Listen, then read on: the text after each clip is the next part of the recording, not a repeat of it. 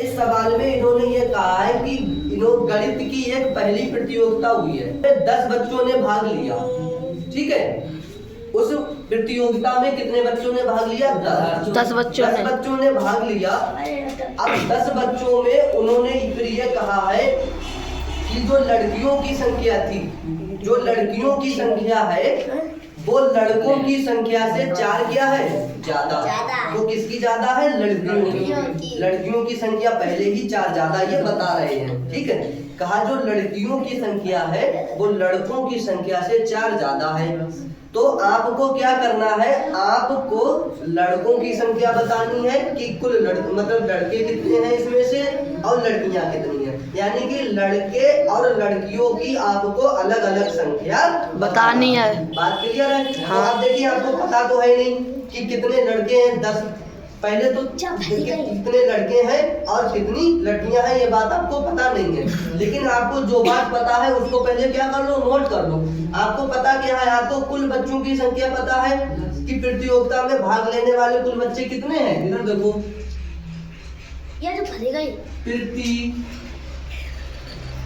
प्रतियोगिता में भाग लेने वाले बच्चों की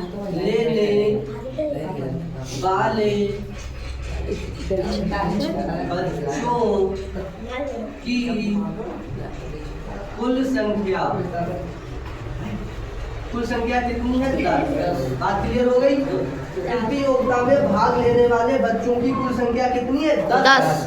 ठीक है, अब तुमसे इन्होंने ये पूछा तो आप ये बताओ इसमें लड़कियों की संख्या कितनी है और लड़कों की संख्या कितनी है? अलग अलग पूछा है।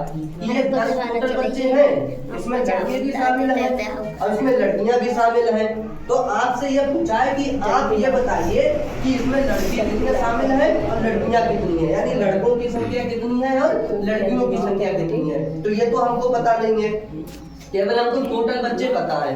तो हम क्या करेंगे? हमको जब नहीं पता है तो हम मान लेंगे। माना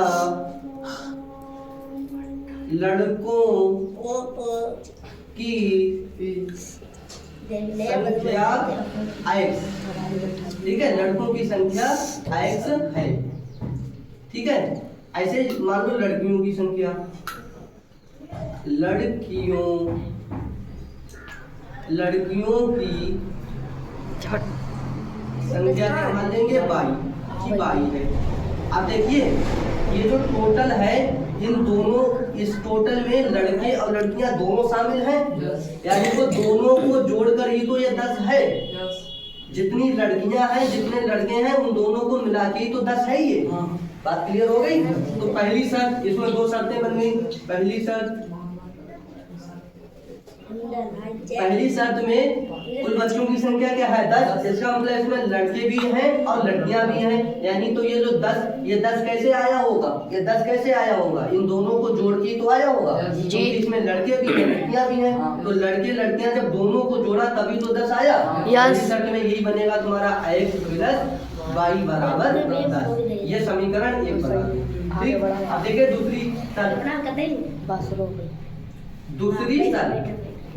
दूसरी शर्त में इन्होंने कहा था कि जो लड़कियों की संख्या है,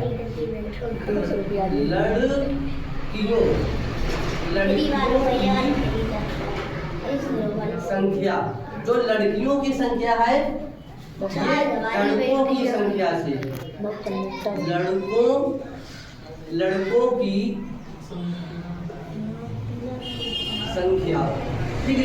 की संख्या, ठीक, लड़कों की संख्या से 4 क्या है? ये ज्यादा।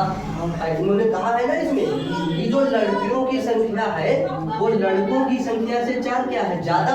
इसका मतलब ये है कि लड़कियों की तुलना में लड़के 4 क्या है? कम।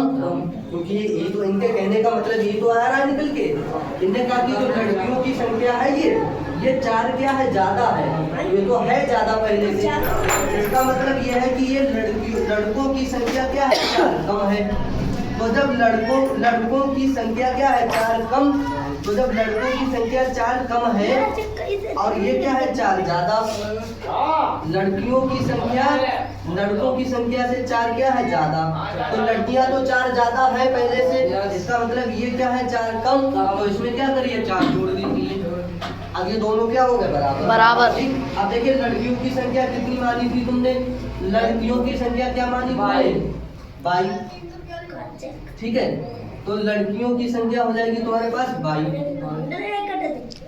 और बराबर लड़कों की संख्या क्या मानी तुमने? बोलो। लड़कों की संख्या मानी है तुमने x।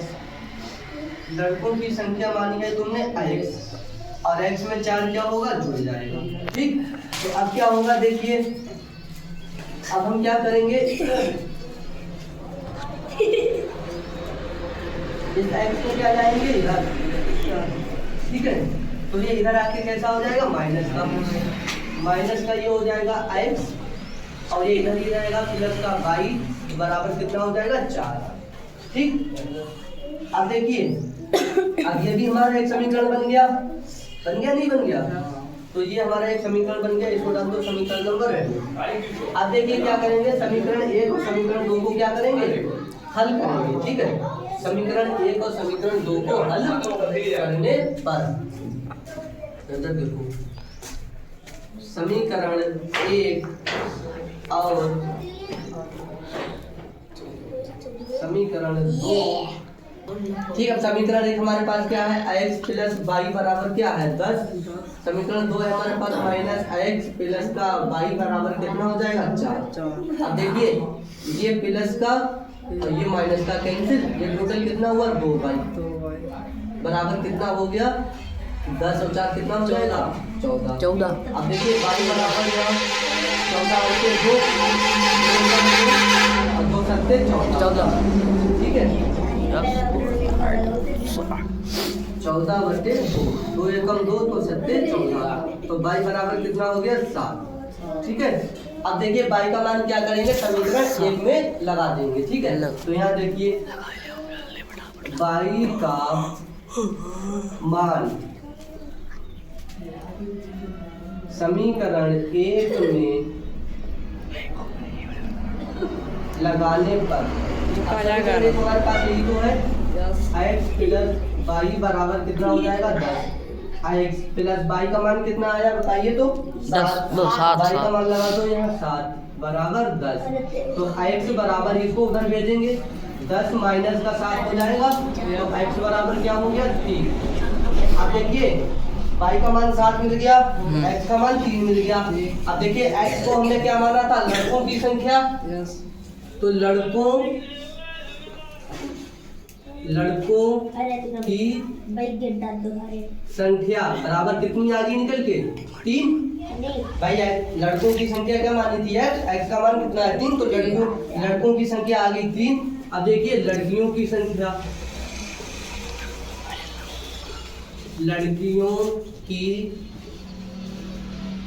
संख्या कितनी आई निकल? क्या माना था हमने? बाई का मान कितना आया? 7। तो लड़कियों की संख्या होगी 7। अब देखिए यहाँ पे एक चीज नोटिस कीजिए आप, इन्होंने सवाल में कहा था कि जो लड़कियों की संख्या है वो लड़कों से 4 ज्यादा है। तो देखिए लड़कों से 4 ज्यादा है लड़कियां, लड़के कितने हैं? 3। लड़के कितने हैं? 7। 4 ज्यादा हो गए। तो इसका मतलब क्या है हमारा ये आंसर? बिल्कुल सही है।